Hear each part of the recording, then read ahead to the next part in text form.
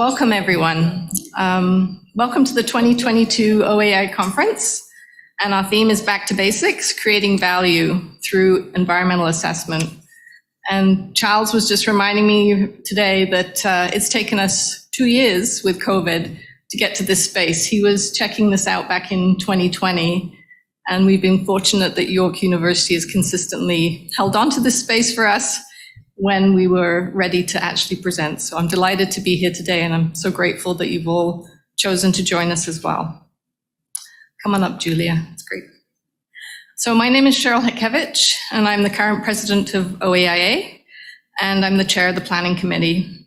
When I'm not volunteering for OAIA, I'm a conservation scientist with the Wildlife Conservation Society Canada, where I lead our work on impact assessment in the provincial, territorial, and federal level, and support Indigenous-led conservation and community-based monitoring in Northern Ontario, the Yukon, Northern British Columbia, and Western Arctic.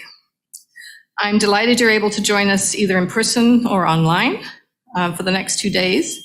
You'll be hearing from IA practitioners, First Nation communities, governments, consultants, proponents, academics, and students as we explore the value and importance of IA in Ontario through the fundamentals of best practice.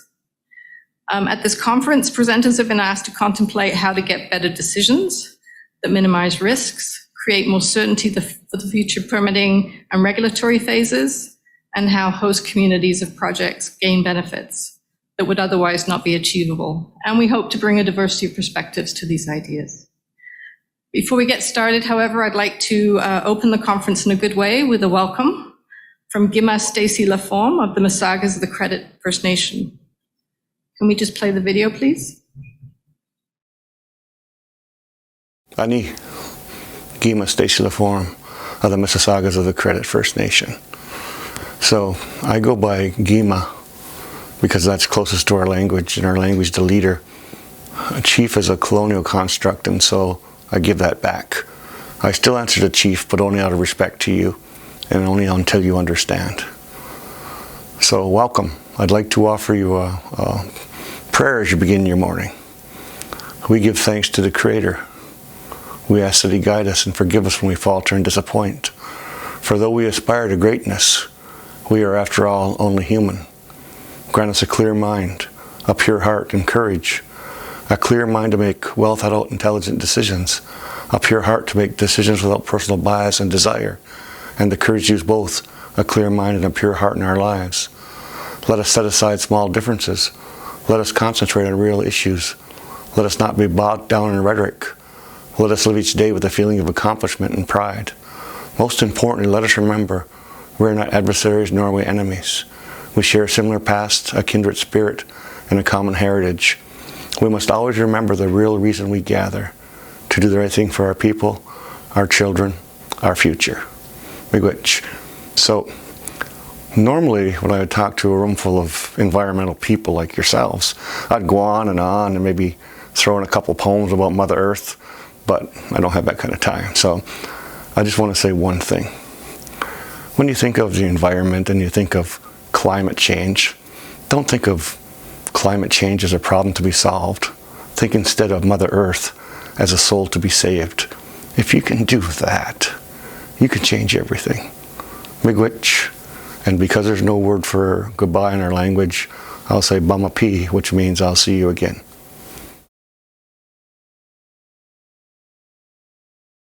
Very much, Gima. I'd also like to acknowledge and offer my thanks for the meeting that we're holding in Takaronto, and acknowledge that this is the gathering place for Anishinaabe, Haudenosaunee, and Wendat nations and those relationships, and encourage you all to think about your relationships with Indigenous peoples on the lands in which you're living, working, and playing. So I just want to take a minute to talk about OAI vision, mission, and values. We're a nonprofit. We are a volunteer run. We were founded in 1994 and registered, and we're the Ontario affiliate for the International Association for Impact Assessment, or IAIA. And we're led by a group of dedicated volunteers, including our board. So I just wanted folks on the OAIA board and planning committee to take a minute and just stand up, please, and be recognized for the hard work that they've put into bringing this conference together as well as leading this organization. So Nick Crockford, Angela, Sue Billick outside, Sandy Nairn, Blair Shonica over here. Annalise, is she here yet? Beth Williston. I'm going to give you guys a round of applause. Thank you very much.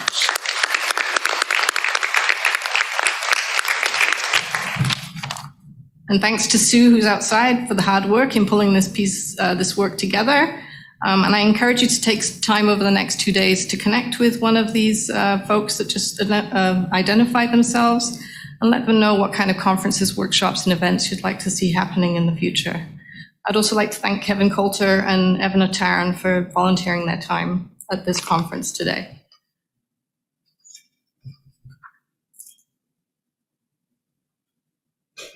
So thank you again also to our sponsors. We're grateful at the various levels in which folks have been able to support the conference today. They're highlighted during the breaks on the live webcast as well as in the pre-function space. And there are a few sponsors outside with displays, and we encourage you to check those out too. And a number of these sponsors are also part of a networking event that we're hosting for students and career professionals tomorrow after lunch, so there'll be more details about that. And participating organizations are in attendance as well. Look for the red dots on people's name tags if you want to learn more about those organizations.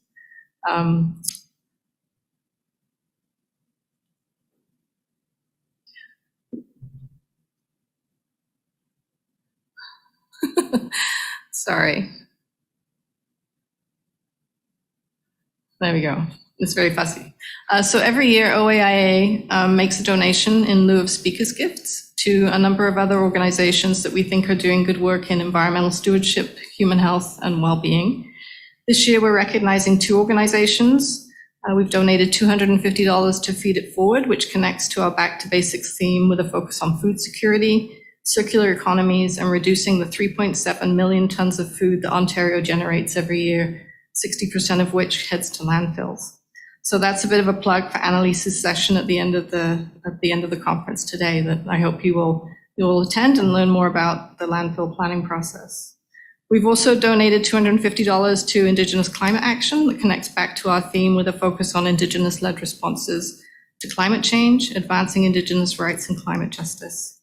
And we're supporting a number of Indigenous speakers at the conference who are also doing important work in IA.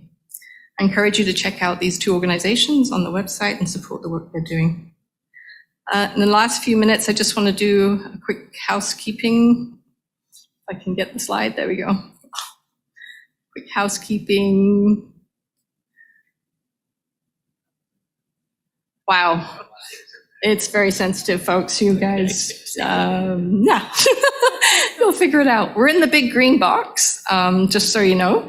Washrooms are around the corner to the right and also downstairs, and the nearest stairs in case of a fire are just around the corner from where you registered and checked in.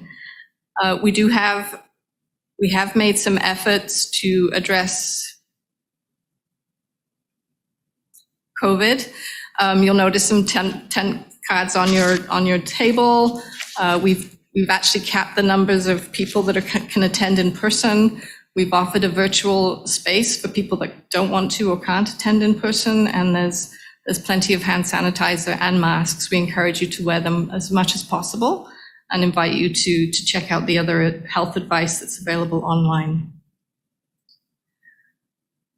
For those of you who need Wi-Fi, if you haven't figured it out already, it's Air York Guest, and you'll be automatically directed to a registration page.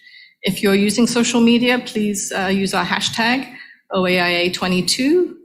There's been much on our Twitter as well as on LinkedIn, and we just encourage you to mute your phones or step outside if you need to take important calls in the lobby.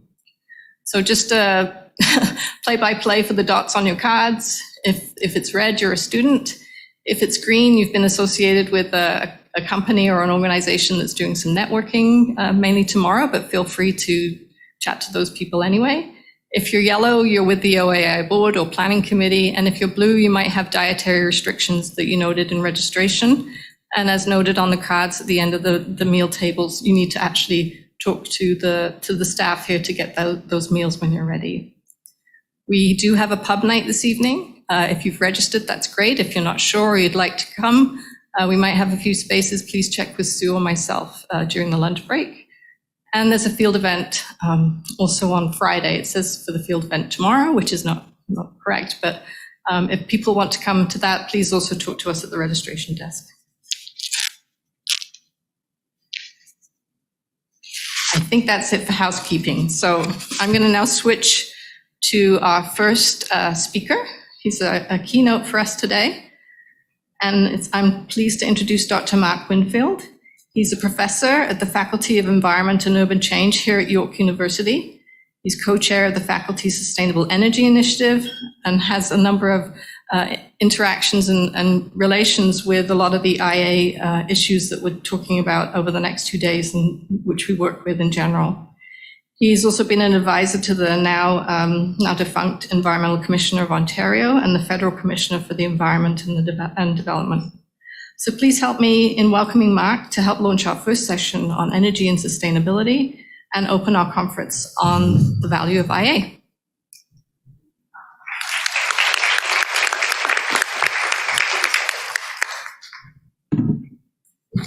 Great, thanks, Cheryl. Want to welcome you, oops, there we go, thank you. Want to welcome you on behalf of York University and the Faculty of Environmental and Urban Change, which is just next door, so this was very conveniently located, and I regret I'm not going to be able to stay for very much as my day job is calling me back. But I was sort of pleased but also challenged at the invitation from Cheryl to speak about the place of impact assessment in the world, and had spent some time thinking about how to approach this, because this is a very challenging question in a very challenging time. And I've largely sort of approached it as I have around impact assessment in the past, around viewing this as a form of evidence-based policymaking, and or a subcategory thereof. And that both has advantages and disadvantages in the world in which we find ourselves, because of course we're in a space, I wonder if this is going to work. Yep. Sort of even before COVID, we were sort of in an age of sort of various converging crises. We were seeing the climate crisis move from the realm of theory and modeling into lived experience in the forms of floods, fires, extreme weather events. At the same time, there were other challenges, particularly from the notion of evidence-based policymaking, particularly the emergence of depends on how you label them, and I'm part of a project thinking about how do you label the various forms of modern populism, market populism. There are various other titles for it. But of course, one of the defining features of this political movement, which is sort of become very, very significant in North America and in Europe, is of course that it tends to regard formalized evidence-based decision-making processes as nothing but red tape. And that presents a pretty significant challenge. Oops. There, all right. To all of that, of course, we then have been presented with a whole series of other challenges. COVID, which led to lots of questions about what's the long-term impact and at various levels, around transportation patterns, urban form. Lots of questions about particularly the situation around precarious employment, who turned out to be very, very vital doers in economy and society in the context of COVID. Coming out of that, or at least out of the more acute phases, although we may be headed for another one, we do seem to be able to sort of draw some conclusions, although they seem to me mostly to reinforce the position of incumbents, that the very strong emphasis on reopening or back to normal rather than the build back better theme. And I think that's particularly pronounced in Ontario. I'm not sure COVID has been the inflection point in some ways people thought it would be. In some ways, it seemed to have reinforced certain status quos and the positions of the already powerful. And though I think there's also questions, though, about a degree to which it seems also to now be affiliated with a period of political disengagement on the part of the public, and we see that in voter turnout, and I don't think we're going to see any breakthroughs in the municipal election next week either. And then, of course, on top of that, we have added the war in Ukraine, and that has, I think, some quite significant implications around things like impact assessment, because, of course, part of the geopolitical discourse that's now emerging around that is around the question of Canada's role as a geopolitically secure supplier of energy, critical materials and minerals. There's very strong pressures to increase exports of liquid natural gas, hydrogen, critical minerals. I mean, I kind of thought on the one hand, Harold Innis would so understand, but that raises a lot of complicated questions too about choices and trade-offs that I'm not sure we're fully engaging with yet. Now we've gone too far forward. That's the preview. Oh boy. There we go. So my argument around, well, where does impact assessment fit into this kind of a world, is that we probably need it more than ever, although we're in an environment where governments, I think in the notion of getting things done, to quote the Premier, have tended to throw foresight and critical thinking out the window. There has been a tendency, I think, and I would apply this to the federal government to some degree as well, but to ignore the possibility of adverse trade-offs, some of which could be as bad as the original crises we were trying to fight. I don't think we're doing a very good job of assessing technologies. I think some of the contributions that are being attributed to certain pathways may be somewhat wildly overstated. There has also been a tendency to push the voices of the public, internal and external expertise in affected communities to the margin, and we see very strong discourses around the notion, as I've said before, that impact assessment is nothing but red tape, and you see this in the ongoing debates about Bill C-69, the building transit faster legislation in Ontario, which was mostly directed at the environmental assessment process, and mostly letting Metrolinx pretty much approve its own undertakings. I think all of this kind of leads us into a space of having to remake the case for some of the basic elements around impact assessment, and I say more broadly, evidence-based policymaking processes. As we look forward, come back here. We'll get to Site C in Muskrat Falls eventually, but we're not there yet. If we look, for example, at the federal government's climate strategy, what you start to see is there are some very big long-term choices being made here. But at least in my view, and one of the things I'm doing in some ways is a kind of sustainability assessment right now of the federal climate strategies, is that there are some very, very big questions about impacts, trade-offs, risks, legacy risks, alternative pathways, basic technical and economic viability of different options that are being put on the table, and indeed backed very aggressively and very strongly, that are not being asked. Some of the examples that come to my mind and sort of looking at, usually it's the federal HEHE paper, as it's known, the Healthy Environment, Healthy Economy paper, and subsequent budgets to sort of make clear where this is heading. But you see the emphasis on small modular reactors, for example, around which a technology around which an awful lot of money and effort is going, but doesn't actually exist, and raises all kinds of complicated questions around legacies, costs, economic viability, everything all the way through to questions about potential violations of the Nuclear Weapons Non-Proliferation Treaty. There is something of a stampede around critical minerals. And again, lots of questions, lots of money flowing, lots of questions that need to be asked that at the moment don't seem to be getting asked. Obvious ones around impacts in Indigenous communities. In the context of something like the Ring of Fire, you actually have to start asking questions about the climate implications of development itself. And we've seen a great deal of attention and hype around hydrogen, discussions around liquid natural gas. And I think it was sort of very telling a couple of weeks ago when the German Chancellor was here that we kind of saw this kind of dance first we're going to send the Germans liquid natural gas. Then we realized, well, there's actually no infrastructure in the East Coast and no pipelines and no supply to do that. So then we were going to send them hydrogen. Then we realized, of course, well, there's no infrastructure for that either in Eastern Canada. Then we were going to send them ammonia, which at least would make the hydrogen shippable, although how we're going to do that again is unclear. I think we need to be working with a fuller understanding of the implications of the trade-offs and choices that are being made. Oops, this one's not going to work. Hang on, we're not up to Jerry yet. Back one more. We have lots of examples of what happens when governments make big leaps without looking. Muskrat Falls, Site C being poster children for that.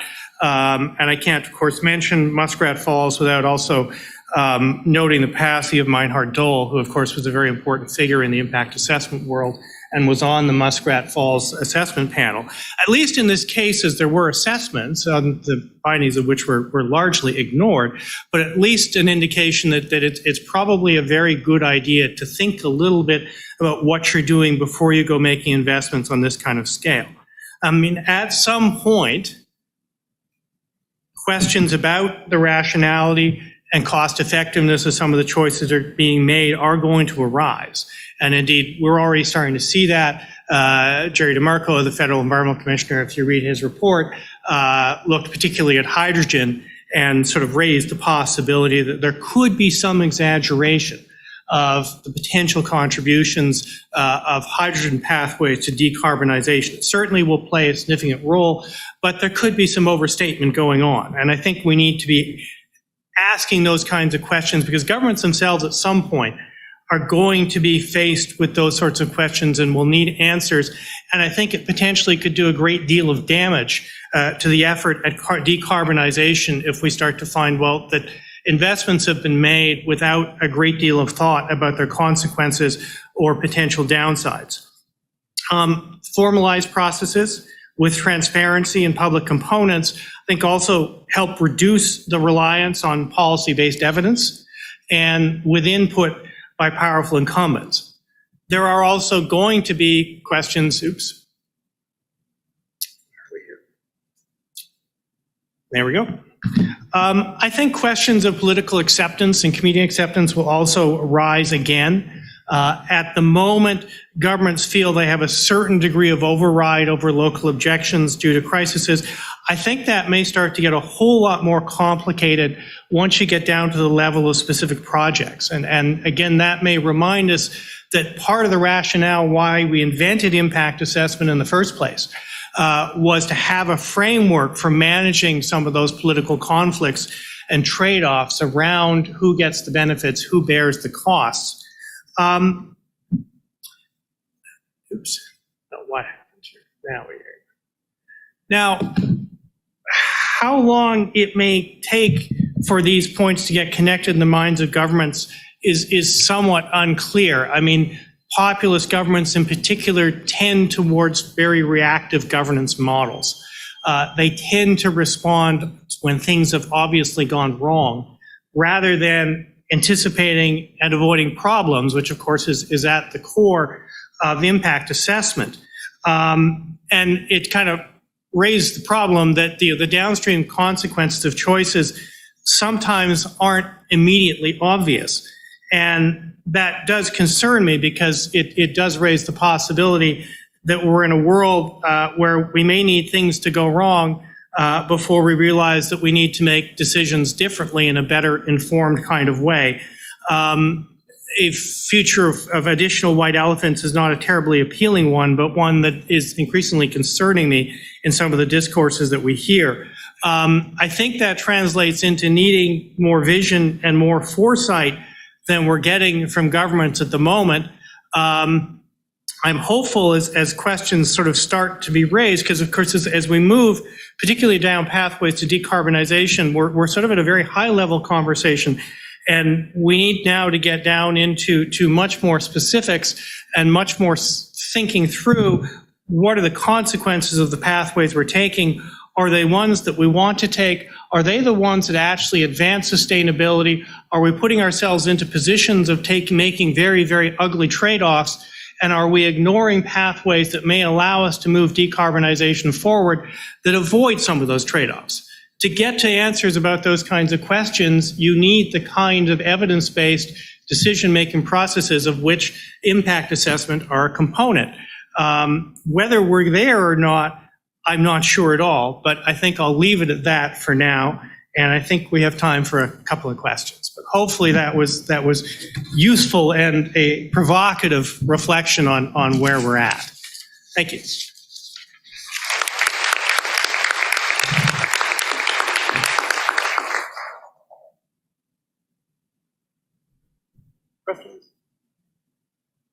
Thank you, Mark. Are there any questions from the audience here? There's a microphone here if people would like to come up to the microphone. And I did also want to acknowledge people that are online. If there are questions coming in on the chat, if someone can just give me a wave and let me know if there's any questions coming in as well, we can try and address this. Given that our keynote speaker get away without any questions. It's getting off easy. Yeah. Well, I thought it was being somewhat provocative, but there you go. Sure. Yes, a question in the front. Do you want to come up to the mic, please? Just so we can hear you and I'll fire these questions. You may get on. Hello. Oh, no, we're good. So I have just one question. I know you talked quite a bit about kind of what can happen if we do jump too quickly into this. But if you're looking at the impacts of climate change already, you can see we're already having very strict wildfires, we're having crazy droughts, big flooding. Look at Australia, look at the BC. And I do think we are at the point where we have this, been kind of slow to make the transitions that are necessary. So what would you say, given we're in a bit of a time crunch now, that if we want to meet the goals set out in the Paris Agreement, which we're not meeting, we need to be net zero by 2050. So we need to make those changes quickly. And I understand being cautious because we want to do more harm than good. But do you have any advice around that? I feel like it's kind of a rock market. Well, it is, but I think what I'm suggesting here is that what we should not do is suspend our capacity for critical thinking and be thinking carefully still about the choices that we're making, some of which could make the problem worse. And some of which could be very damaging in the sense of at best turning out to be white elephants, which then sort of create a whole discourse that action on climate is a gigantic waste of time that turned into nothing but a series of black holes. So it's a tricky moment, but it's one in which I'd still say, what we've got from governments, when I listen to Mr. Gibault and Mr. Wilkins and others, to say, well, every tool in the toolbox, and we'll just shovel money everywhere, which is essentially, for a different purpose, I've been spending some time looking at the federal climate strategy and sort of running it through a somewhat back of envelope sustainability assessment framework. And the places where the big questions arise start to become pretty obvious, pretty clear. There are some things that are very clear. Building retrofits, the nature-based solutions, some of the things around waste, probably electrification of transport, relatively straightforward, not a whole lot of big negative trade-offs, conditional a little bit on good program design. Some of the other areas, though, get a lot more complicated and probably don't warrant charging ahead quite so blindly. Small modular reactors being because they're not going to deliver on anything like the time frame that we need. The critical minerals thing, I think, needs a lot of thought because there are very real risks, on many fronts. And then the hydrogen thing, as Mr. DeMarco has been making very clear, again, there's lots of literature on this. It doesn't take that much critical thinking to start to realize there could be some overstatement happening and that we may want to be careful to focus a little bit more on the areas where we know this actually is potentially going to be significant. which is probably in places that are going to be hard to decarbonize, hard to electrify. Steel is the obvious one. But cement is being talked about, or they haven't really figured that one out. So that's what I mean. We've got to apply at least another layer of critical thinking here than what we've been seeing so far, which is just to throw money everywhere at everything. I don't think in the end, I mean, and some of the pathways, do carry with them very negative long-term risks as well. If we're thinking about this in terms of an intergenerational justice framework, we need to be very careful about not solving one problem by creating other but equally more serious problems and passing those on into the future. The whole point, and the whole point of a sustainability assessment or impact assessment in some ways, is to find the pathways that don't do that. And or at least to think about, do those pathways exist before doubling down on the pathways that take us in the direction of very ugly trade-offs. Yep. 1 minute. Okay. This is just back to the critical minerals, because my research is rare elements. So it's very near and dear to my heart. So if you are looking at a lot of the technology we have today, basically you can't do anything, specifically rare elements. You can't make any renewable energy technologies without them. So what are you saying? Like, if we don't have any options for substitution or the technology today to replace them, then how do we get around them? Well, yeah, and this is a complicated one that may not lend itself. Can you repeat the question? Yeah. Well, I mean, I was part of an NSERC research network on energy storage technology, so some familiarity with it. I think what concerns, I mean, there's many layers to this. I mean, some of it concerns me that suddenly everything the mining industry has wanted for the last 30 years falls into the category of critical minerals. Very elegant rhetorically, but I don't think so. Again, a little more critical thinking needed. There are lots of questions about, the part I looked at most was end of life for EV batteries, where we discovered there is no regulatory framework. There's no framework at all. Which is going to have, which then raises supply chain questions about what do you really need here, and how is the supply chain going to work in this sector really, which again don't seem to be questions that are getting asked very carefully. You do have to, again, when you're talking about expanding production of existing underground operations, it's probably not a terribly big deal.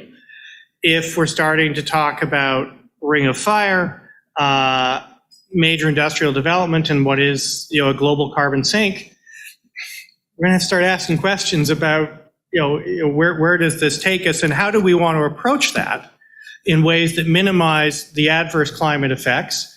And there are also obvious questions around the relationship with Indigenous peoples, which cannot be avoided in Canada in 2022. I mean, both morally, but also in very specific legal terms as well. The duty to consult is very real and very concrete. So even there, I would say, just shoveling billions of dollars at the mining industry and anything that claims to be critical minerals, I'm not sure is such a great strategy. I would want to see a much clearer sort of sense of what the material pathway around this looks like. How do we deal with the existing material stocks? How much can we recover? Those sorts of questions before we declare what at times looks like a free-for-all for the mining industry. So that's a very compressed answer. Thank you. Thank you.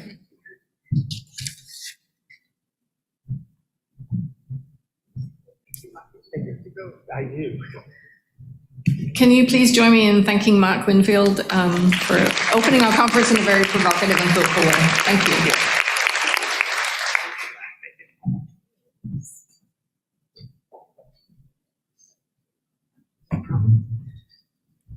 So I just wanted to take this moment to quickly introduce our panel. I encourage you to look at their bios in the back of the book, and also to spend some time talking to them over the next couple of days of the conference. First, we're going to hear from Kathleen, Catalina, and Mimi with Hatch, who are presenting on alternative designs in the nuclear industry. We'll then hear from Ryan with HDR, who's going to share a case study in the ITC Lake Erie Connector project with lessons learned regarding sustainability in the electricity sector. And then finally, we hear from Julia, whose research focuses on developing guidance for assessing the Canadian coal phase-out policy with an emphasis again on sustainability. Please hold your questions for the speakers until everyone's presented.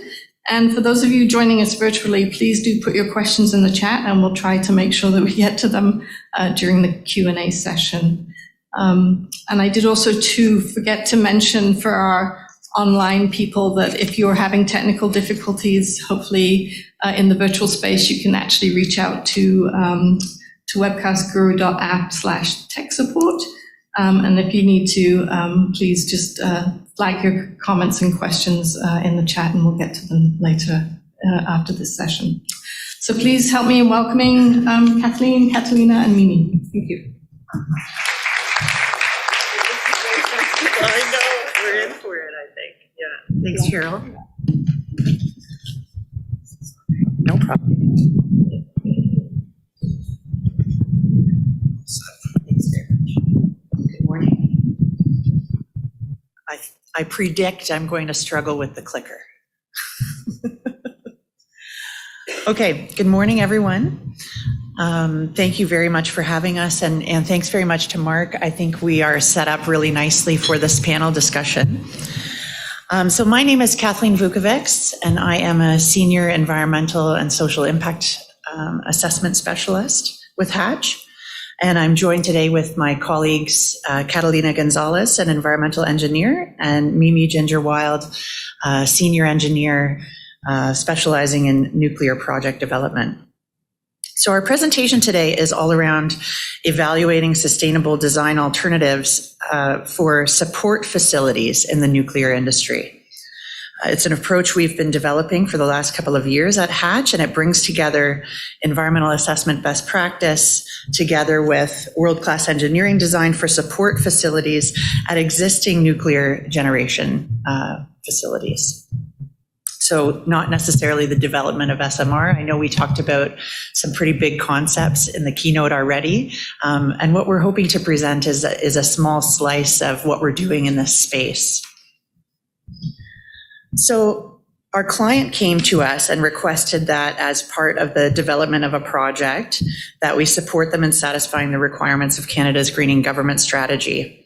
So this strategy is clear in that it requires action to increase the resilience of assets, services, and operations by adapting to the changing climate and reducing greenhouse gas emissions to the atmosphere. The project also met the definition of a designated project under the Modernized Impact Assessment Act. Oh, I'm supposed to click slides. Oh, already. There we go. Okay. And satisfying the greening government strategy would also serve to increase certainty around the scope of factors to be considered in the impact assessment, specifically subsection 22, which states that the impact assessment of a designated project must take into account the contribution to sustainability and consider the effects of the project, whether they hinder or contribute to the government's ability to meet its commitments in respect of climate change. So ultimately, Hatch developed a holistic, sustainable design process, not only recommending mitigative design elements, but simultaneously considering life cycle carbon emissions as part of the planning and design process. So this presentation is going to outline our methodology and the insights gained in adopting a design approach that supports a carbon neutral strategy.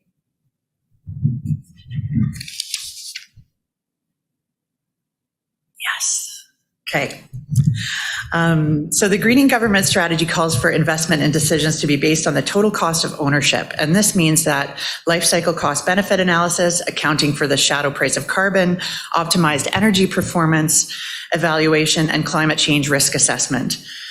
Concurrently, the tailored impact statement guidelines prepared as part of the impact assessment process will require the application of sustainability principles and a summary of conclusions that is both qualitative but draws on quantitative data as necessary. So this is the evidence-based decision-making that Mark was talking about this morning. It needs to also describe the process in selecting the preferred alternative means and alternatives to the project and how the sustainability principles were considered. With respect to the extent to which the effects of a designated project will hinder or contribute to Canada's ability to meet its commitments with respect to climate change, they'll also need to consider the project context. In some cases, a straightforward rationale will be sufficient. In other cases, a more detailed analysis will be needed. And from the policy guidance on this topic, one of the guiding principles is around transparency, and Mark talked also about transparency this morning, stating that transparency is a key pillar in the Impact Assessment Act. An explicit consideration of the positive and adverse effects of a project and an accounting of how these would affect obligations and commitments builds public trust as part of a robust impact assessment process, contributing to informed decision-making about the project benefits and costs. So this policy and guidance led us to formulate our approach, and we asked the following questions. So those questions are, what are we considering in our analysis and design? How do we measure it? When should we consider it? And how do we tailor our analysis to the stage of design? The last two questions sparked a lot of discussion with our multidisciplinary team. And as you can imagine, the level of engineering detail, whether it's conceptual, pre-feasibility, or feasibility or detailed, would dictate the opportunity to ultimately incorporate those adaptation and mitigation strategies. But that documenting this would fit well with the agency's expectation that the impact assessment would indicate how the planning and design of a project in all phases considers sustainability principles. So what answers did we come up with? I'm going to turn it over to Catalina Gonzalez to talk to us a little bit about climate change risk assessment and life cycle assessment. Ready? Okay.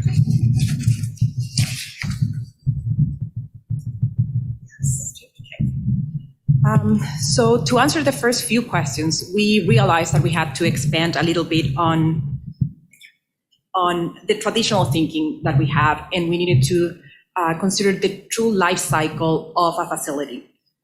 As we can see in this slide, we mainly have, or broadly speaking, we have two types of emissions that arise from this particular project. The first one is the operational emissions, or the carbon emissions associated with the normal operation of the building through the lifespan. So things like ventilation, cooling and heating, power consumption through the lifespan of the building. And we measured that using an energy model. The other part of this equation is the embodied carbon emissions, which are the emissions associated with the production of the construction materials, the construction phase itself, any maintenance or repair that may require during the lifespan of the building, and also the end of life of the building during decommissioning and waste disposal of those materials. So the embodied carbon portion of the study was measured using a life cycle assessment, which also satisfies the requirements under the Impact Assessment Act to measure the upstream GHG emissions.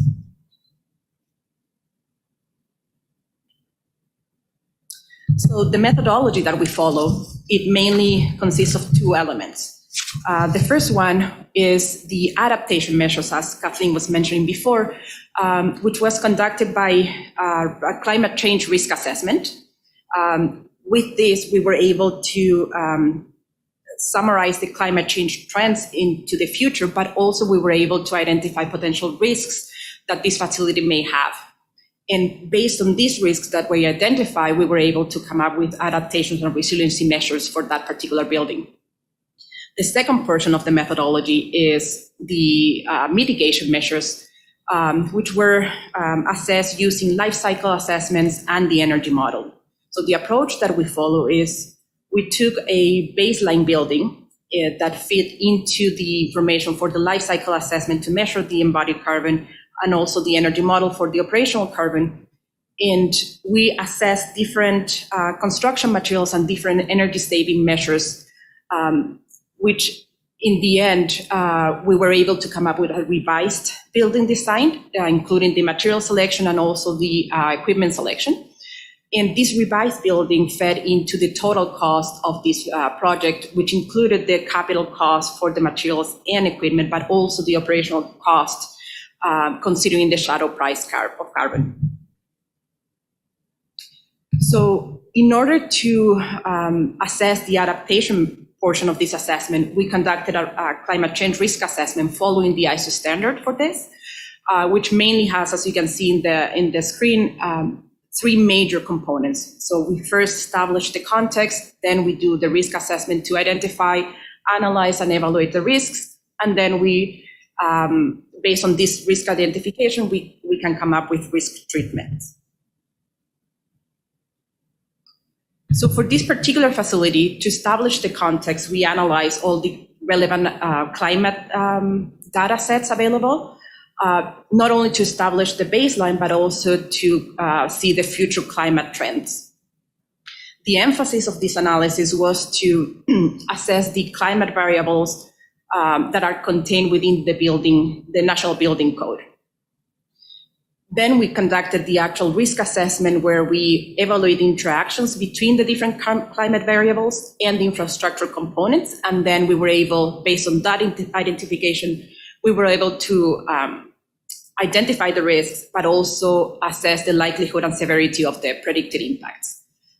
And based on the risk identification or the risk assessment portion, we were able to come up with the risk treatment to identify potential adaptation measures.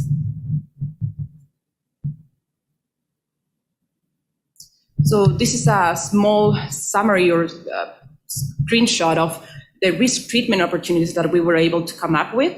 So for example, for extreme winter or ice storms that could damage the roof of the facility, having a sloped roof to reduce the snow loads was a key element. Similar with higher temperatures during the summer that could increase cooling demand, having options to vegetated roofs or cool roofs, if feasible for the facility to reduce the cooling demand, but also reducing the solar glare through windows was a key element.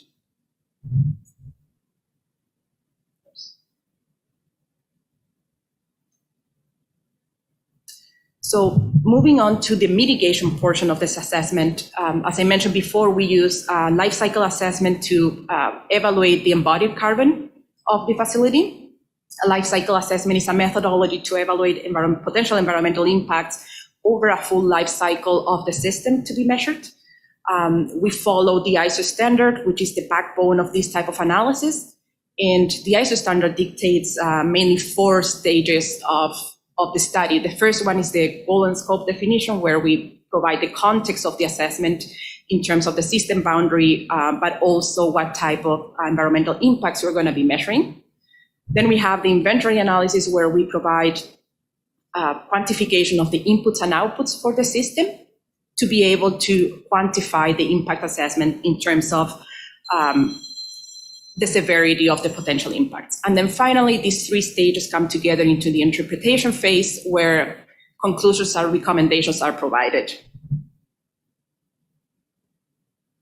So for this particular project, the main goal of the study was to quantify the embodied carbon emissions, but also to provide recommendations to reduce the carbon emissions throughout the life cycle of the project, so including raw material extraction to the end of life of the project.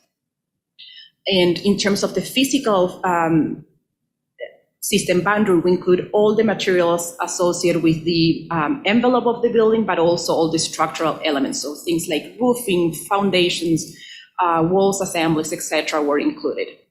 And we consider a lifespan of the building up for 50 years.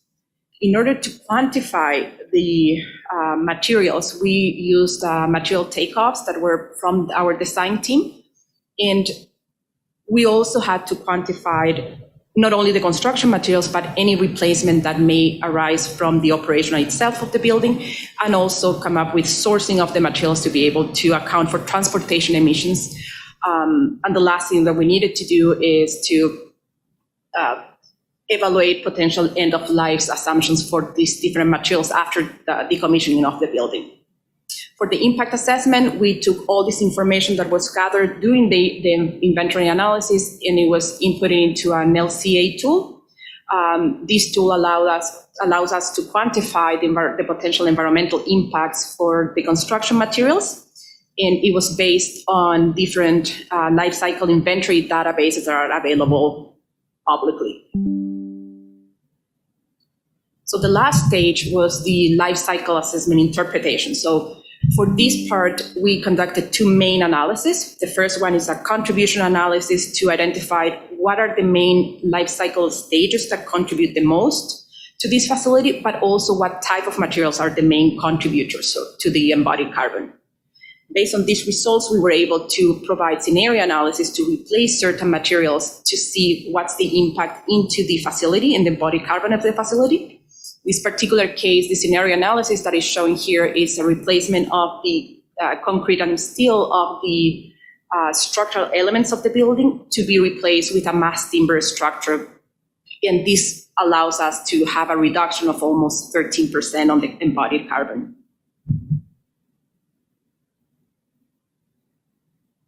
And I'll pass it on to Mimi for the last part of. Thanks, Catalina. So as was mentioned, the final component of that life cycle thinking is looking at the carbon emissions as a result of the operation of the building. And we did this using an energy model. So the first step was developing a baseline energy model using that baseline building. So as Kathleen mentioned, this could depend based on the stage of design. So if you're in a really early stage of design, it could be a simple box. You might not know a whole lot of information about the building itself. But as you progress, you might know more about the different functional areas within the building. So for example, is it a warehouse? Is it an office? Is it both? And that all goes into the energy model.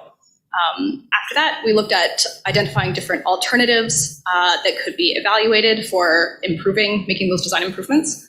So some of the examples given there could be the building geometry and orientation, the window to wall ratio. So obviously sun has an impact heating the building, and then in the winter, heat loss through the windows. So that's one of the things that you can look at. And then the thermal performance of the envelope. If you're further along in the design, then you can also look at different types of HVAC systems. So things to consider there are, depending on your site, geothermal might be an option, but also in some of the standards and guidelines down at the bottom, they give good options based off of the climate zone. So what might be a really good fit in Toronto might not necessarily be a really good fit in a more northern climate as far as HVAC systems. So there we go. The output of the energy model is some performance metrics. So the TEDI, TEUI, and GHGI. These can be used to baseline the building against other facilities of similar uses and also for comparing the alternatives. But what I wanted to point out here is there are other items to consider as part of the comparison. So client preferences, for example, if they have an existing system and another building that is maybe not operating the way that they want it to, then that's something that should be taken into consideration. Does the system need to be shut down permanently in order to perform maintenance? That's something that also should be considered. And then obviously cost. So cost of the initial installation, and then things like Kathleen mentioned about the energy costs and the shadow price of carbon. So in the alternatives here that I identified, the top energy consumer was the space heating. And between the base case and the alternatives, we looked at reducing the number of windows and increasing the insulation values in order to reduce that space heating demand. So I'm just gonna go quickly. So some of the recommendations that we had made for the specific building based off of the LCA and the energy model were making some material substitutions and going from double paned windows to triple pane windows. What I want to highlight here is that often what is best for the energy model might not necessarily be best for the LCA. So having a holistic view of both of the components together really allows you to make the best informed decision. And early involvement also gives the most opportunity for having the best influence on the building, as well as integration between the design team, the sustainability practitioners, and the owner. And then going back to that comment of having evidence-based information, having qualitative results to show the cost and impact of different changes can really help with that impact assessment process.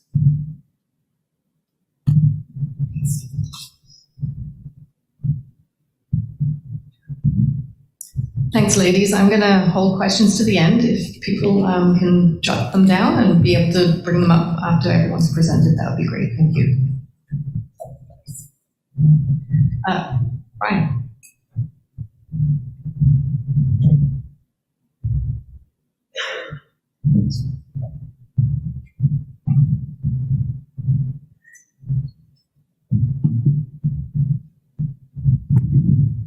See if this works. Sorry, I have to, my co-presenter unfortunately came down sick last night today and did not want to bring it here to the conference. So I will be covering her material, and I just received her notes this morning, so there was no chance to print them out. So that's why I have my computer here.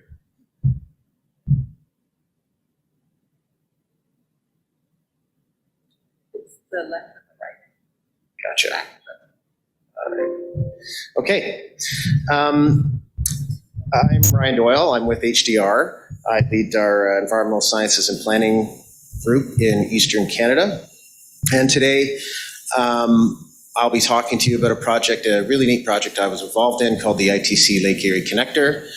And we'll walk through the outcome of the IA process, the alternatives analysis, and what really resulted in for such a major infrastructure project, quite non-controversial. It didn't make a lot of waves, but it did meet the goals of the developer, the province, as well as the local community. This just, again, provides a bit of what we'll talk about today: project overview, a summary of our permitting and assessment process, alternatives assessment, engagement, the IA process and outcomes, and a summary of some of the advantages that the IA process afforded us. Again, Janine Ralph, and so I gave my introduction here. I'm Ryan Doyle. Janine Ralph was our other presenter today. Unfortunately, she's sick. She leads up our cross-sector group in Canada.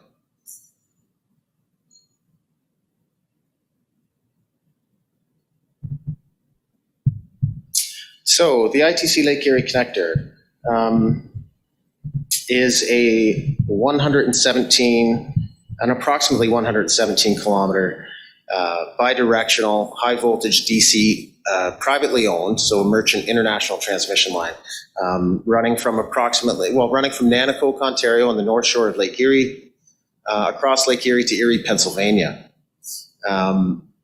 What's interesting too about it is bidirectional, so the current can go from the US to Canada and vice versa. And it provides what would be the first direct link from the Ontario market, so the ISO, to PJM. So PJM is a regional distribution market in the States, one of the biggest in North America, that provides power to 65 million customers and manages about 180 gigawatts of power. So it's a real opportunity to connect these two markets, and enables enables transmission of energy to customers on both sides of the border more efficiently, while also providing opportunities for renewable energy credits.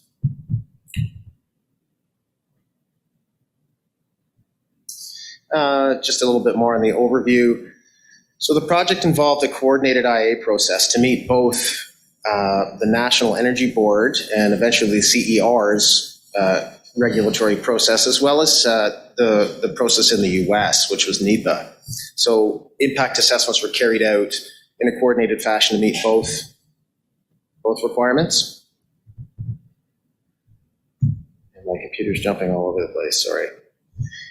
One key aspect of the project that we wanted to highlight is that by taking advantage of the existing transmission infrastructure in Nanticoke associated with the recently demolished Nanticoke generating facility, the project on-land footprint was actually very focused, very small, and it significantly reduced potential impacts, which we'll see on some subsequent slides. The positive corporate, political, and societal impacts included improving grid efficiency and resiliency, resulted in a significant projected annual GHG emissions reductions by providing for alternatives to fossil fuel generations on both sides of the border, as well as local and regional economic opportunities. A couple of things to note too on this. Things jumping all over the place, sorry.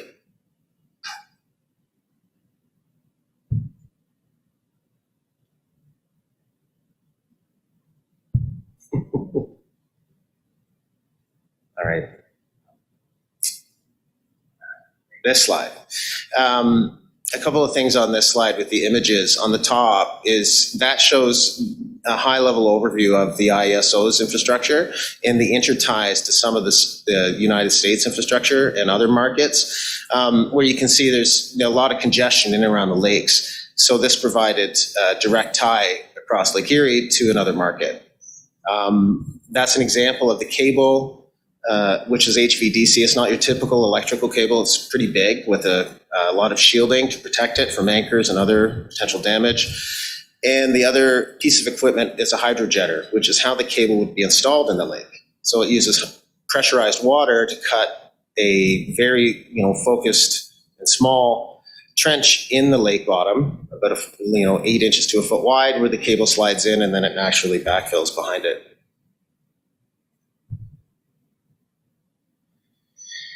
The on-land footprint of the project turned out also to be relatively small, based on taking advantage of the existing infrastructure. So you can see on the top figure, that's where the Canadian landfall would be, and where the Canadian, it's called a converter station. So a converter station, because this is DC power, needs to convert AC to DC and vice versa when it connects to the grid.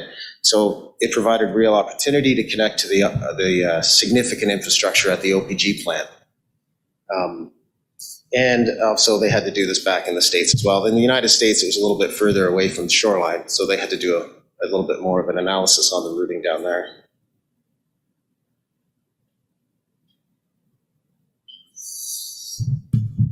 A summary of the EA and permitting processes. So as I mentioned, we did follow the Canadian energy regulator, formerly the NEB process. And this is because it did follow, it did cross an international border.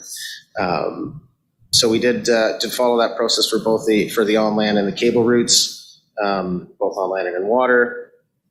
And an important aspect of our consideration for the various alternatives was the various construction methods that were considered. So, for instance, on land, one of the different construction methods considered and actually ultimately selected for getting the cable into the water was HDD, and they would use, and this went out approximately 3/4 of a kilometer, so 750 meters out into Lake Erie, and using the hydrojetting. So both of those resulted in very few impacts. The local community, county government, and closest Indigenous communities were also heavily engaged and key participants in the IE process. Those were the Six Nations and the Mississaugas. Their input into the process and general acceptance were key to finding solutions to limit the footprint and the net effects of the project. Ultimately, the primary outcome of the IA, including engagement, was a determination by the NEB that the mandatory hearings, so as part of the CER process, there is a mandatory hearing for the election certificate, could be carried out through a written hearing process versus an in-person. This was pretty interesting because the proponent simply responded to the questions. We were able to receive written comments and respond in writing as well. And that was the only reason that happened, was because there were so few impacts identified by the agencies and participants in the process.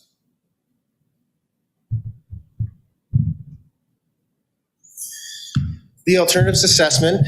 This slide gives us a bit of a summary of the different alternatives that we did assess for the in-water routes. So there were basically 6 different routes in combination, but 3 close to shore and 3 further out.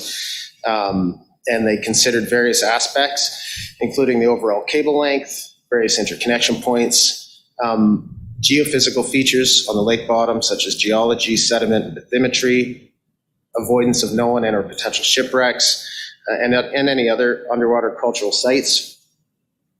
There was what's interesting here, actually, on the bottom of Lake Erie, is that there is an extensive, in the bottom corner of the slide, an extensive network of natural gas lines. that sort of spiderwebs all the way through the lake. Some are active and some aren't. So that's why you can see on the routes close to the Canadian shore, the route zigzags a bit, and that's to avoid as many crossings of active natural gas lines as possible. We also had to consider shipping. Lake Erie is heavily used for shipping heavily here, and there's also 2 industrial docks not far from where we are as well, so we had to manage that.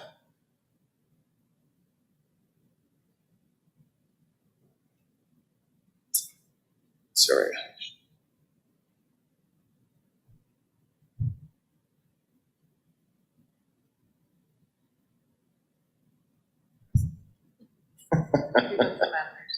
Yeah, I didn't know it was in there.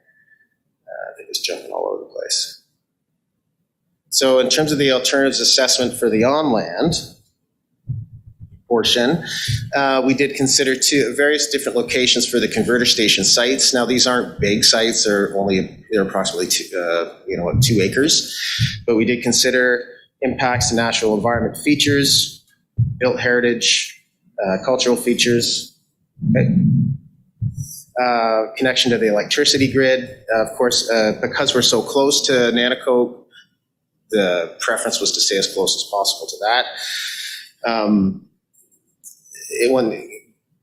Interesting. So, and also willing land, available and willing landowners and stakeholder input. There was a significant engagement process undertaken here as well. So, and in the site that was actually ended up being selected, which is the one further to the east, closest to the Nanticoke, we did actually. It's on agricultural land, so there's no natural features, no water bodies impacted.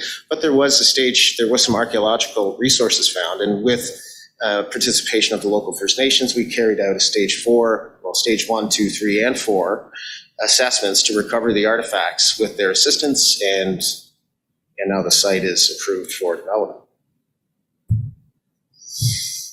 Just a bit on the engagement process.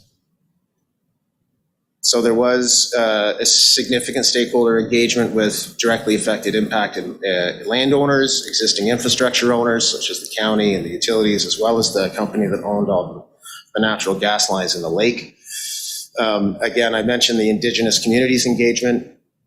So we did extensive engagement as well with on the work plans in the IAs, as well as the results of the IAs, and with their help and partnership on site, and for instance, again, they were involved in all of the archaeological studies.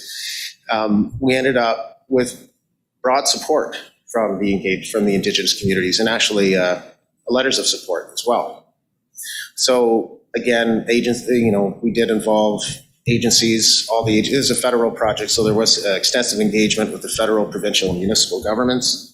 So we got a couple minutes left here. In terms of the impact assessment process itself, over 30 IA factor-specific studies were carried out. Most of them are typical with what you would expect in IAs, and some of them were very unique to this project.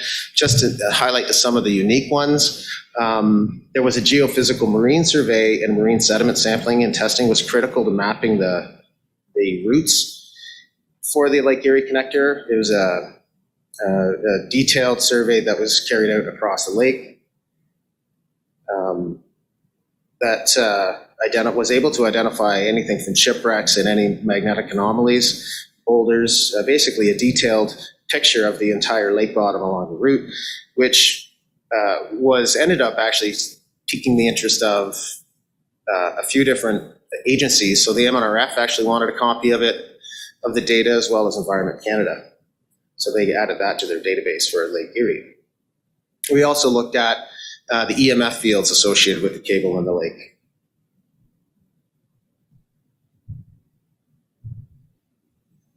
So also, just to finish up here, there was a significant economic assessment done on the project. It was estimated to generate significant revenues and positive benefits for both Ontario and the nearby communities. it does result in an improved grid resiliency as well by providing another direct intertie with a significant utility in the States, PGM, and also results in significant would result in potential for significant GHG emissions by reduction in use of fossil fuels.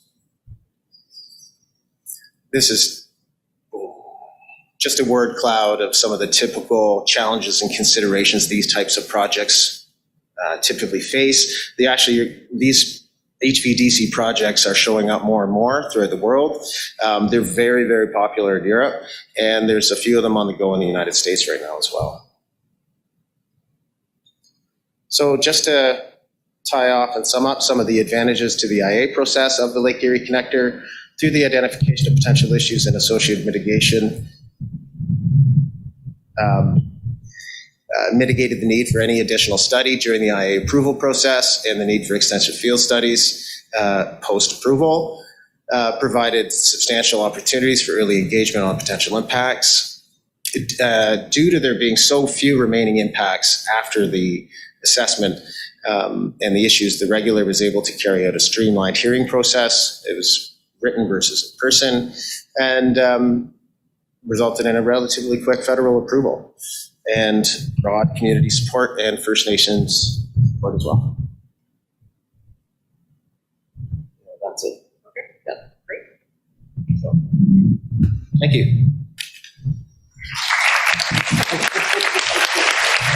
Thank you, Ryan, and thank you everyone for just hanging in with us while we get through the presenters, and then hopefully you've got some questions to bring to them.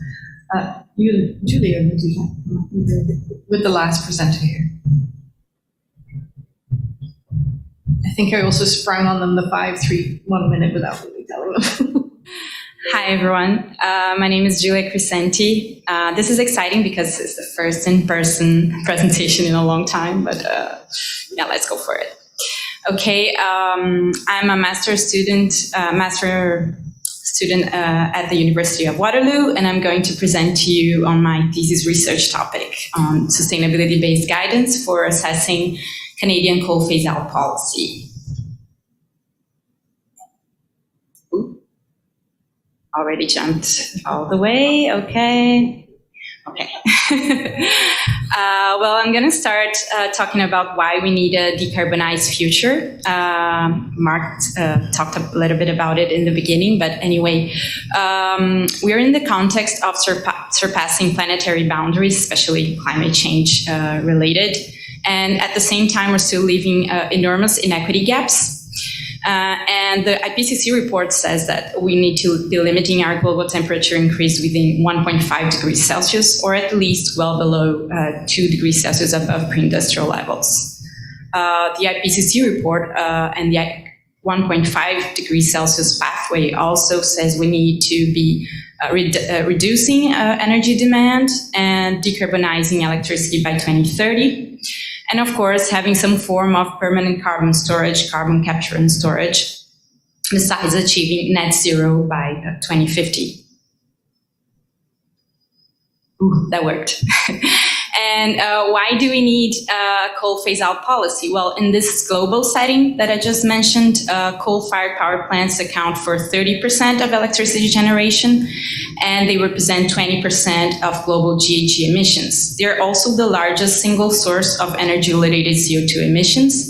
And as per the IPCC 1.5 pathway, we need to reach 0% of coal-fired power in electricity. And a climate analytics report show that coal-fired power plants in operation, under construction, or planned would produce 317% of the Paris carbon budget. So very, very much over the Paris Agreement budget, and at the same time, an emissions overshoot, of course, of the 1.5 degrees Celsius. And in this setting, a coal phase-out policy plays an essential role in climate change mitigation. But the context for phasing out coal is not trivial at all, the socioeconomic context.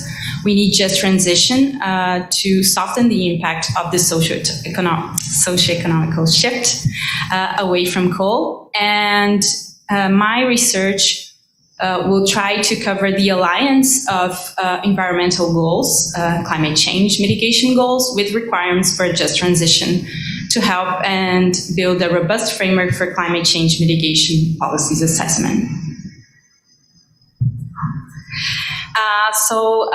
Sustainability-based assessment criteria is the basis of my research, and I'll just go through a few considerations that are important to highlight here, such as integrating, not balancing sustainability criteria, and treating trade-offs as a last resort, not as an assumed task.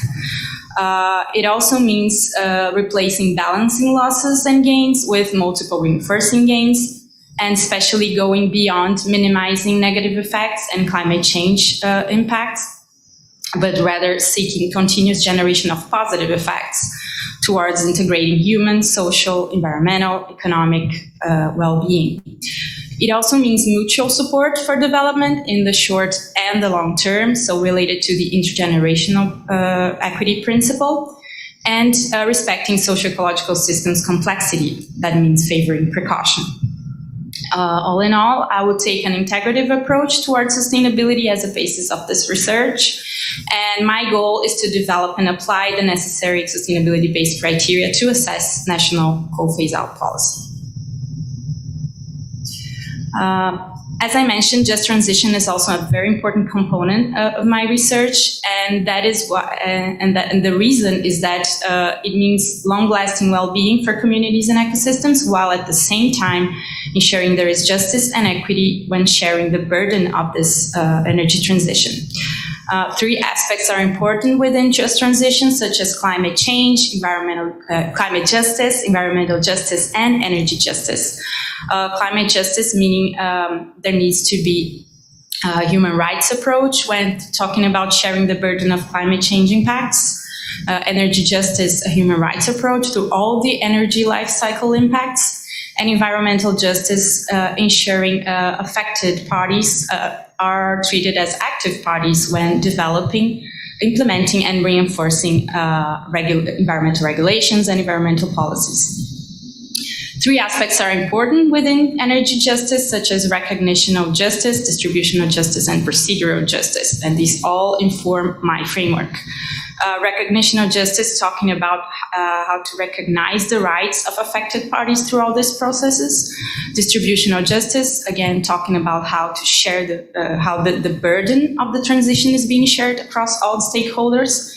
And procedural justice, to analyze what are the processes where these injustices might emerge.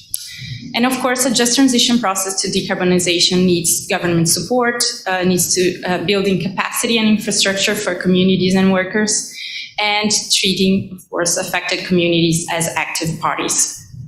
I think just transition is an ally for climate change mitigation, because it means that valuing job security and socioeconomic well-being and caring for the environment, they are not two mutually exclusive goals. My framework was based in sustainability-based assessment criteria by Gibson et al., these 8 components here. And I developed the framework aligning to also some other references that you can see here related to just transition, as I mentioned, energy justice and climate justice. These are just a few, all of the references you can see at the end of my presentation. Ooh. Go back. Okay, and as a result, 2 additional generic criteria, core categories were added, such as effective governance for long-term sustainability, so to apply intergenerational timescales in the assessment process of coal phase-out policy, and respect for planetary boundaries and fundamental climate change mitigation objectives. That is to ensure we are meeting the Paris Agreement commitments and respecting IPCC recommendations and so on. Okay. Besides that, I also specified criteria for each of the core generic categories in the context of coal phase-out policy, and I won't go into much detail right now, but you can check my presentation. I can send it to you. And I'm going to talk a little bit about the case. My research focuses on the sustainability-based criteria, and I will apply it to 2 case studies, which is Canada and Germany. I'll talk a little bit about Canada today, although I haven't fully applied the framework yet.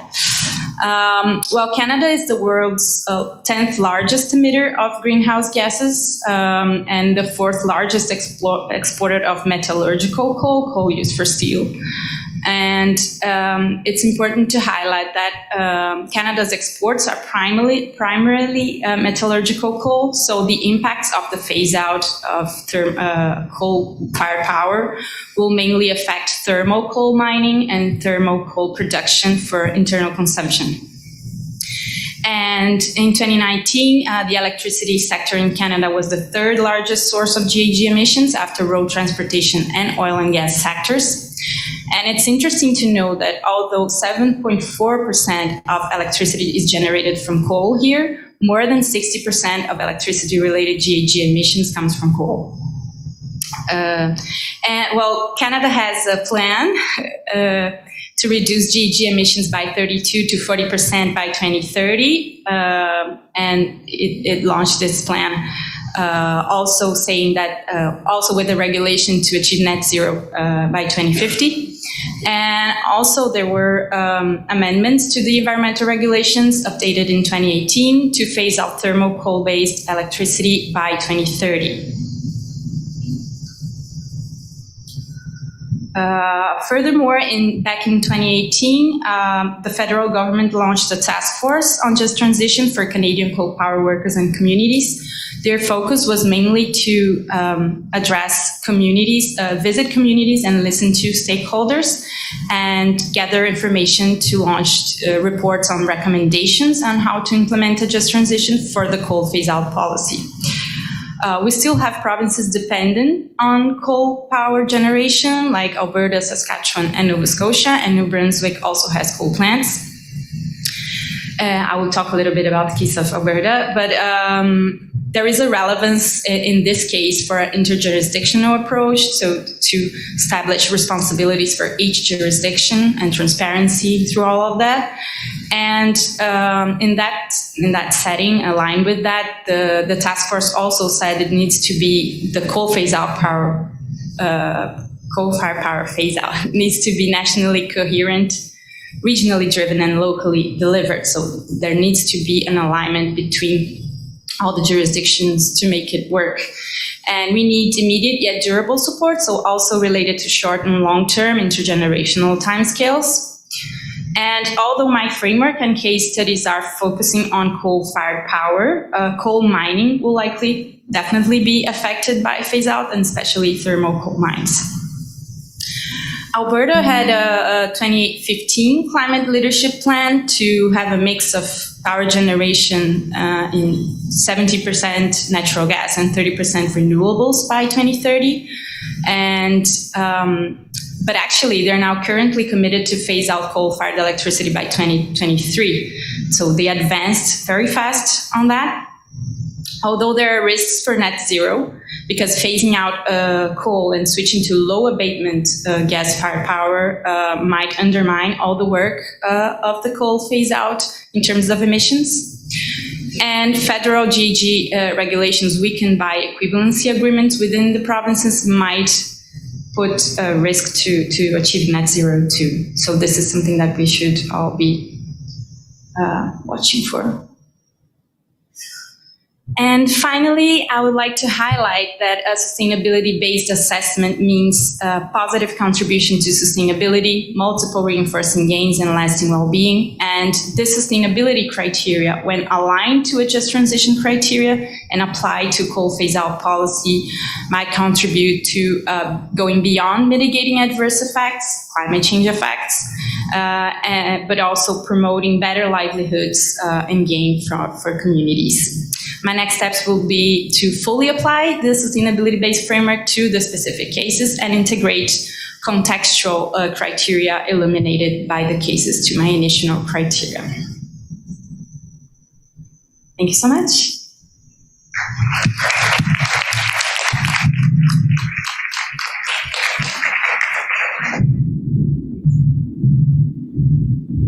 Thanks, Julia. Could we just get the lights up for the Q&A session so that people can see us?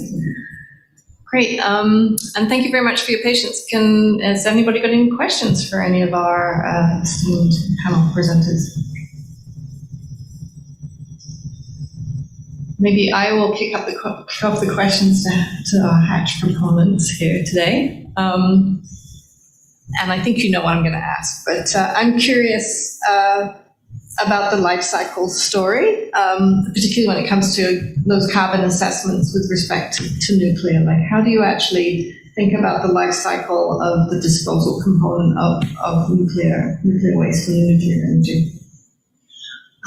Please speak into the two microphones as much as you can. Do you want to take it or you want me to? You can take it? Okay. Lots of bigger. So in this particular case of the study that we were You need to turn it on, I think I can. So in the particular case of the study that we were doing, the LCA did not center on the disposal of nuclear waste because we were not evaluating a facility, an operational nuclear facility, but it was more related to the infrastructure itself. So in this particular case, it was a specific building for a nuclear facility, so the disposal of waste was not part of the study. Okay, so yeah, let's just clarify, and then there was no nuclear waste actually being considered in the process. Thank you so much for that. I also did want to ask, as you know, Ontario is going through a climate change impact assessment process and developing a risk assessment based on climate change. I'm wondering if your proponent or yourselves have been involved in any of that process and can speak to it. We did ask the ministry to come and talk about the assessment, and they were not able to do so. So I'm just curious from your perspective that you've been engaged in that, and that's been helpful for you thinking about what you presented today as well. Yeah, thanks, Cheryl. So the government, the province of Ontario, announced in 2020 that they would undertake a climate change impact assessment as part of their Made in Ontario plan. And so we haven't seen the results of that yet, but what they announced was that they would be working with communities to engage on this process, and that they would consider things like socioeconomic development and land use planning to inform it. Now, in terms of climate change risk assessment, we followed the ISO 31000 process for risk assessment. So we would expect to see probably that they would follow a similar process where you, Catalina outlined on one of the slides, you do a risk identification, and then you have your analysis and evaluation, and finally your resiliency measures that you identify.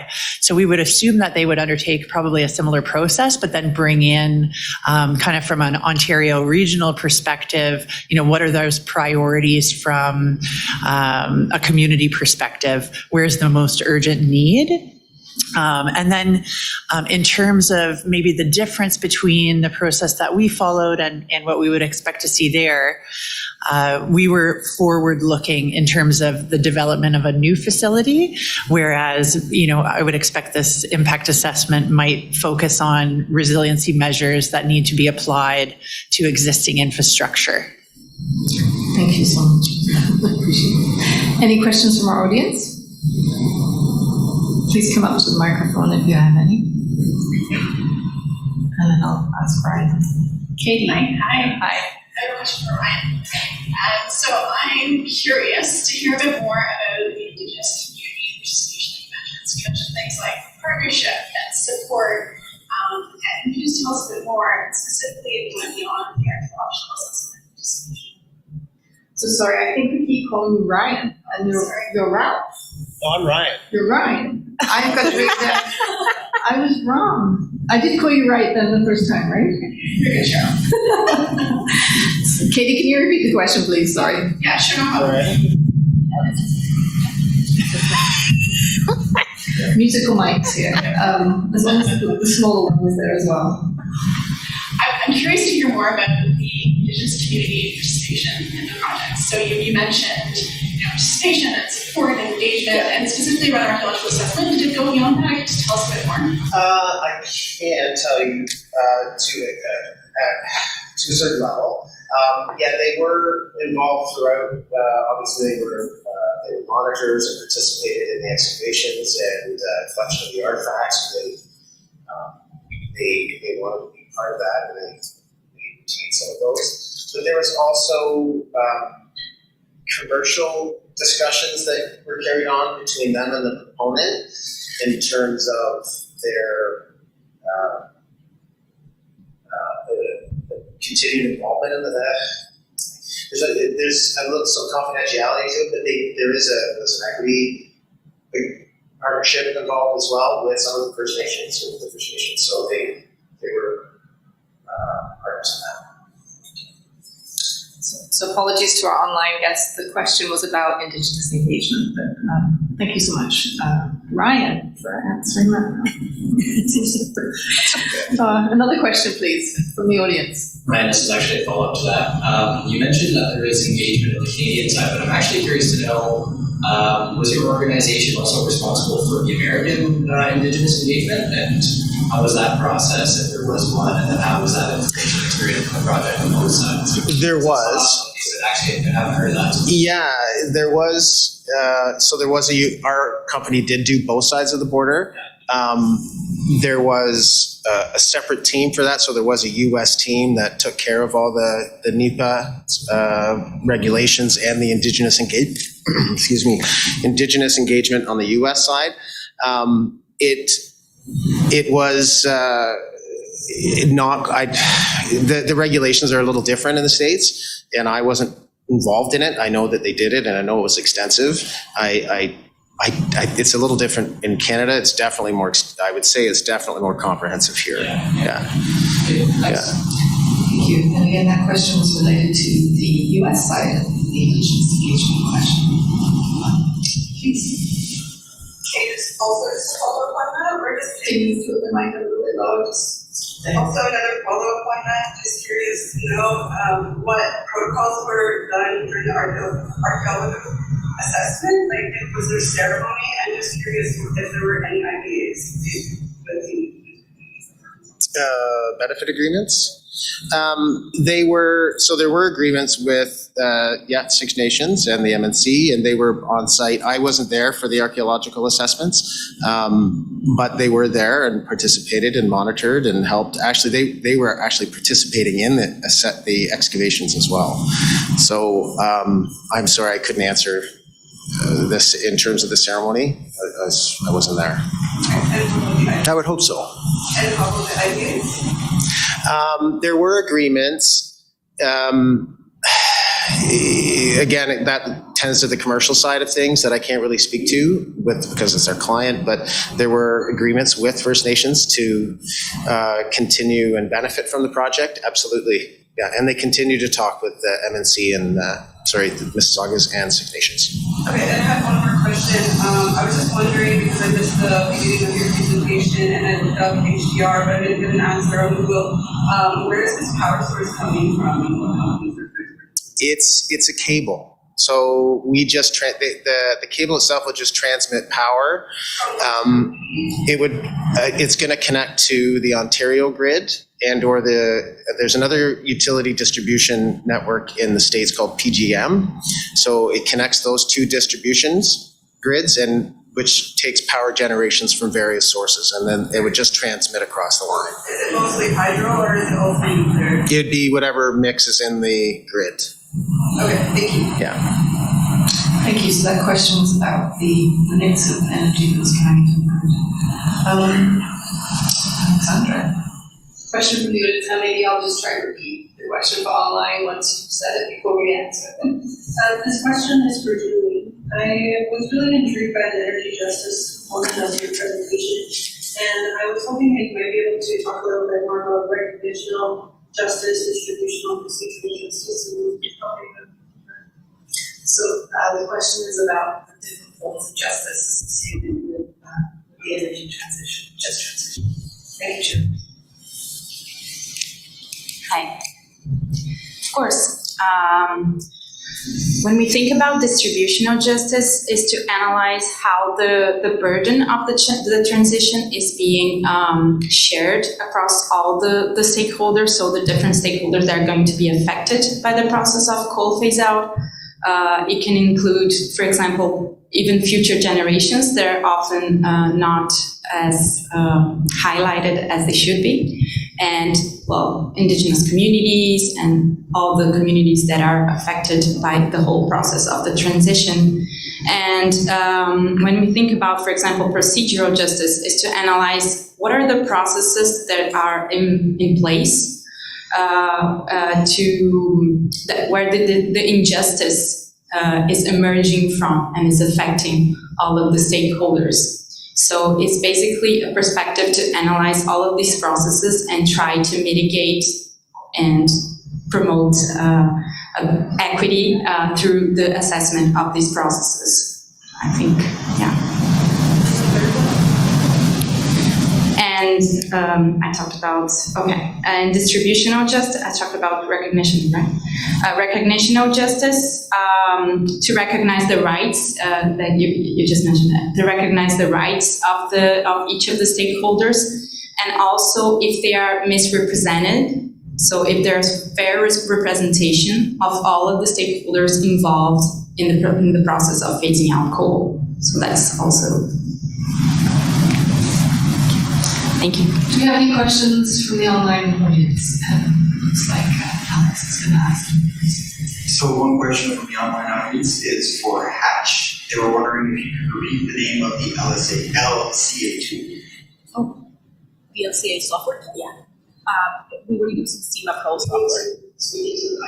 We were using SEMA Pro software for the LCA2. Any other questions for our panel? Ryan, I just had a quick question. Oh, sorry, go ahead. My name is Anita Collins, and I'm from Sand River First Nation. I represent the Grand Council for the Three Women's Executive Council. So in Ontario, we have what's called the MAI, and that's the Manitoba Kingdom of Canadian water law. And we also developed the Canada Declaration. We're presenting but I just want to know, when you guys do presentations like this, and you guys mentioned Indigenous people, and then you guys have a conversation with them, and you guys engage with them, but we don't see the engagement of the presentation. Like, what kind of questions were asked? Like, was there questions about water? Was there questions about ceremony? Where I come from, anytime you talk about water, there's a ceremony that's done. October 20th, we have a water walk at home. So I just want to know if there's anything that's done this area for water, because where I come from, we put water very, very, very close to our heart as Anishinaabe women. We carry water, right? We carry babies, right? So the water to us is very, very important. So, and I also represent the NWMO project of Venus. And I said, I'm the liaison for Sand River. And when I go to conferences like this, we do talk about the Indigenous people, but we don't have that deep conversation that's written up there. Like, what's talked about? What kind of questions were talked about? Were they answered? Because a lot of our questions don't get answered. Just a little information that, maybe you guys need to present more of what Anishinaabe people ask. What did they talk about? Where their ceremonies? Thank you. Yeah, there's a great session tomorrow about Indigenous school with respect to EA. But maybe just to help address that, maybe all of our panel members can talk a little bit about how they do engage with Indigenous peoples. Possibly if they've got something to share, maybe not necessarily specific to these projects, and that will probably round out our conversation for this.